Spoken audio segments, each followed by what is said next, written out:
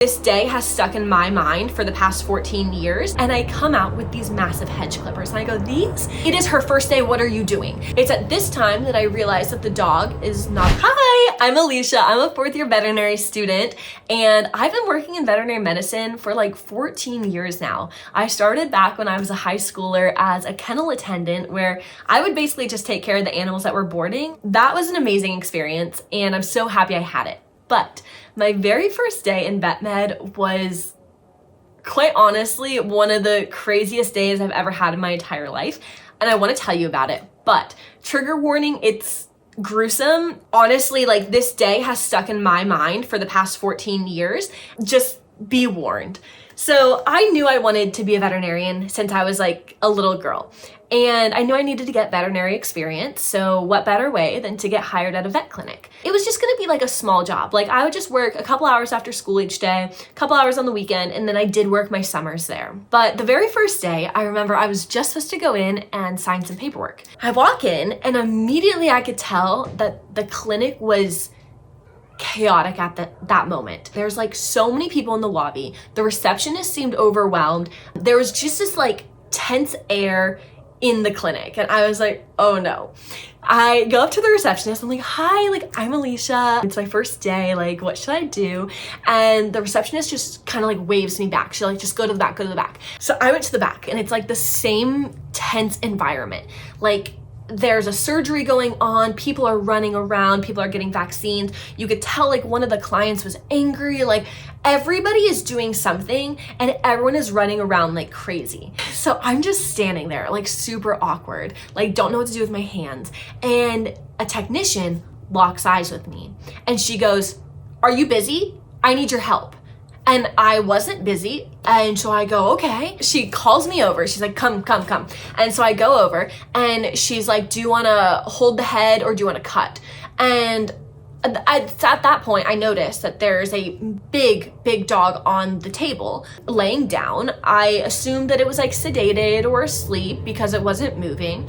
And it's like big, like it's like a Bernese Mountain Dog big.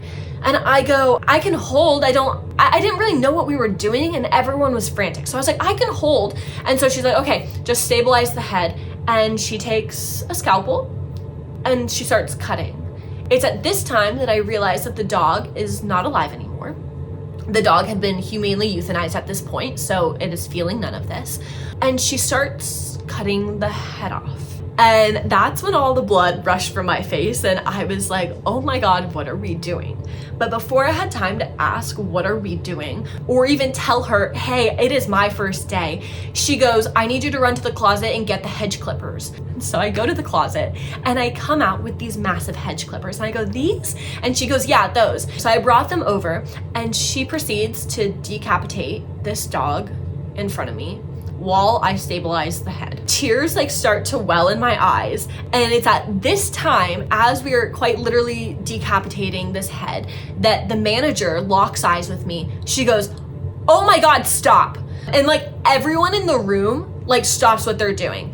And she like runs over and she's like, she is 14 or 15 or however old I was, to the technician. She's like, it is her first day, what are you doing? And I felt horrible for this technician because she didn't know. She was just busy. She needed someone to help her. And then she, like, her mouth drops and you could tell she realizes that she messed up. So the manager like pulls me away into her office and she's like, are you okay?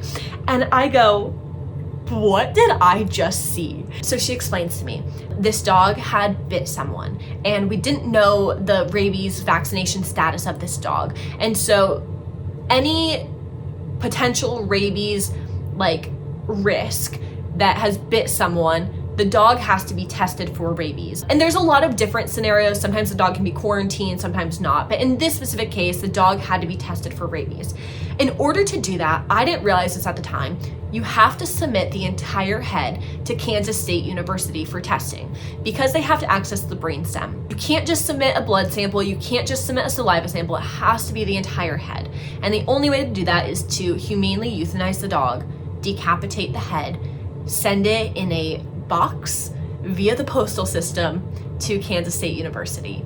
And so that's what they were doing. The poor manager was like mortified. She's like, I'm so sorry. You were just supposed to sign paperwork. That should never have happened. And I held it together until that night. And then I went home and just like sobbed. I was like, oh my God, what is this career?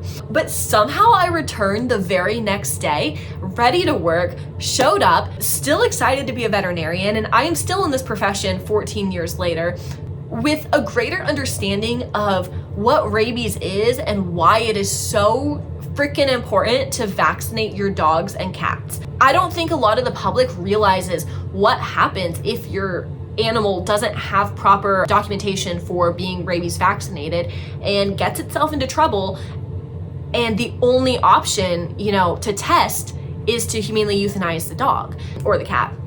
And so it was quite literally the most wild first day in veterinary medicine. And it's funny because I've talked to a lot of people and a lot of people have very similar stories. I don't know why we are asking random people in the clinic to help us with such a serious task. And hopefully, that was 14 years ago. Hopefully things are different now. But if I have one word of advice from that story, it's vaccinate your animals. Even if you have an indoor-only cat that never sees outside, you never know what's gonna happen. It's just better to vaccinate and avoid any potential horrible situations. So I am stronger because of that first day, but that was horrible. I still think about it at least once a month it pops into my brain. I'm like, that was my introduction to the veterinary field. So yeah, let me know what your intro was, because I've heard some crazy other stories about what other people's first days were like, and I can't wait to hear yours. Follow along for more crazy stories as I continue this journey and become a veterinarian in 2 months, and can't wait to get to know you guys on this channel and keep sharing my life.